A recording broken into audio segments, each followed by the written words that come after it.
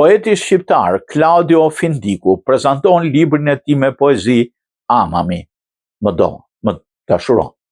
Poeti dhe shkrimtari shqiptar Claudio Findiku, i lindur në Durrës në vitin 1995 dhe prej vitesh rezident në San Dona di Piave, Itali, vjen para lexuesit me librin e tij më të ri poetik të titulluar Amami, më dashuro, i shoqëruar me parathënie nga Paolo Farinati dhe Luca Lobianco. Në këtë përmbledhje poetike, Findiku eksploron bukurinë dhe sfidat e dashurisë përmes një udhëtimi të thellë introspektiv, me ndjeshmërinë e një sonjatori ëndrrimtare dhe besimin tek e mira njerëzore. Poeti ndalet tek erosi, pasioni, dashuria, por dhe bërësia e qenies njerëzore, e cila shfaqet si butësi, pasiguri, ndonjëherë çmenduri e ndjenjës. Poezit Amami zbulojnë një shpirt që guxon të zhvishet para emocioneve dhe përvojave të tilla njerëzore. Krahas temave të dashurisë, autori trajton dhe përvoja më të dhimbshme, duke nxjerrë prej tyre mësime jete dhe forcë shpirtërore.